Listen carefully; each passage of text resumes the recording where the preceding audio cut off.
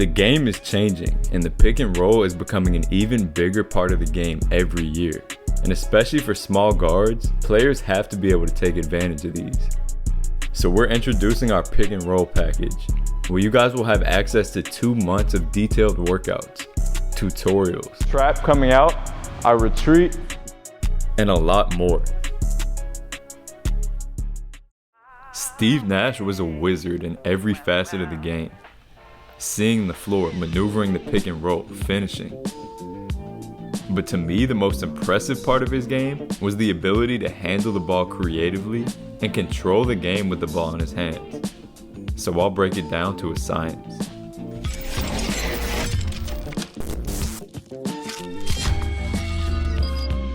So one thing you'll notice is that Nash wasn't as worried about being shifty with the ball, but more so about controlling it, changing pace, being deceptive, and sometimes even waiting for opportunities to open up.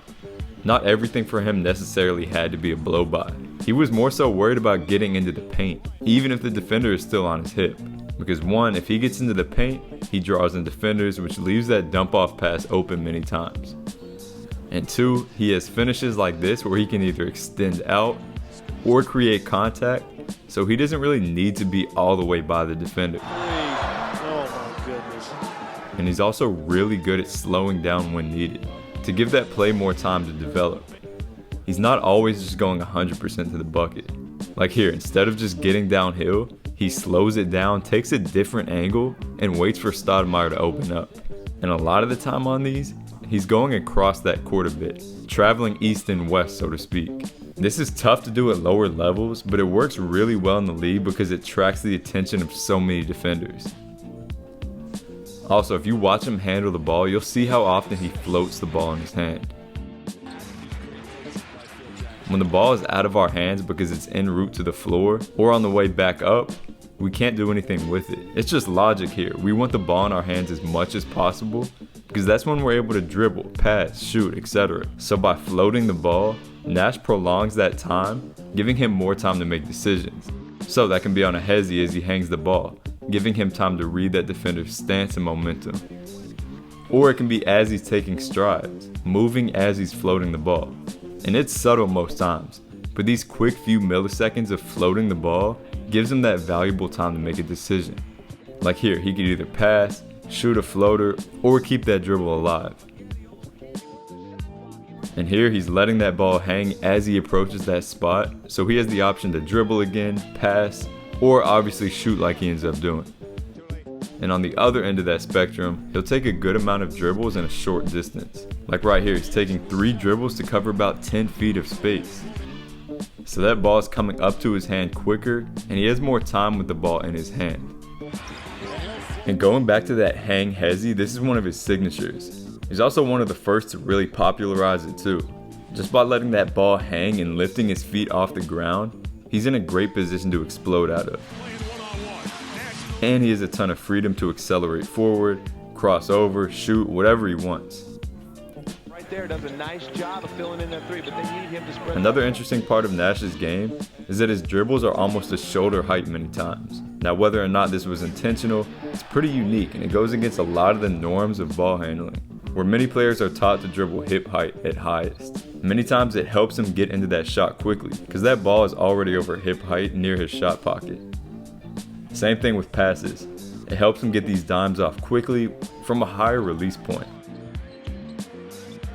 And I guess the reason why his dribbles were generally taller is because he played pretty upright and wasn't always low like many coaches religiously believe. So this just goes to show that not every player is going to be playing in that low squatted position and getting into these crazy forward leans.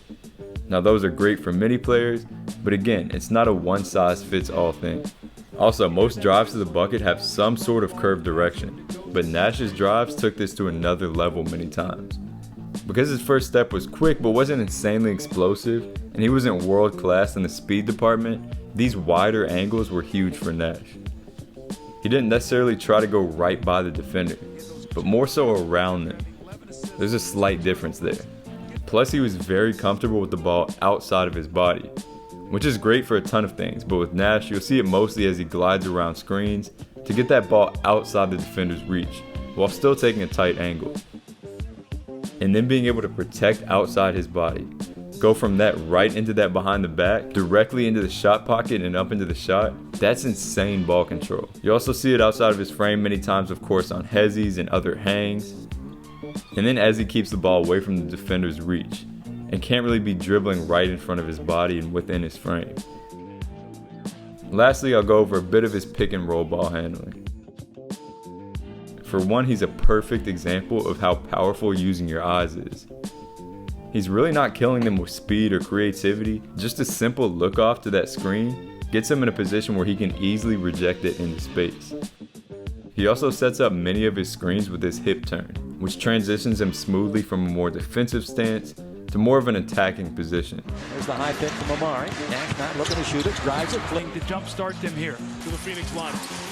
You'll also notice that he doesn't always go around the screen tight, if he has a reason not to. So most coaches, including myself, really harp on coming off the screen tight to put that defender at a disadvantage. But when you're at Nash's level, there are exceptions to every rule. For example, here he knows he has the defender caught on the screen, so he actually leaves some space in between he and the screen to get a better angle coming downhill, rather than having to take a really tight angle around the screen.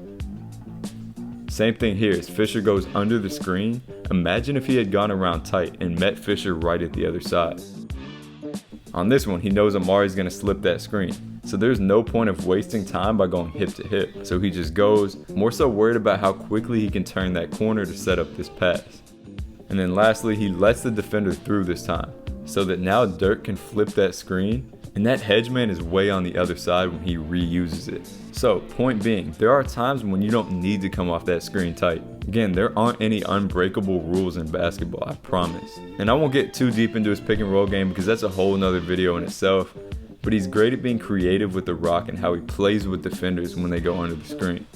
Once that defender's chasing him, it's like playing a game of tag. And as soon as Nash sees him get caught for a quick second, he's either shooting it or he's gone. And again, simplicity reigns supreme here. He's such a simple ball handler in the best sense. And on screens, if he doesn't have to take a more difficult route, he doesn't. So hopefully you guys learned something from this video. I enjoy breaking down Steve Nash, one of my favorite players to watch and learn from. basketball. Nash attacking over Ratliff. So make sure to stay tuned for a lot more. Also follow my Instagram at By Any Means Basketball. I'll be posting even more on there.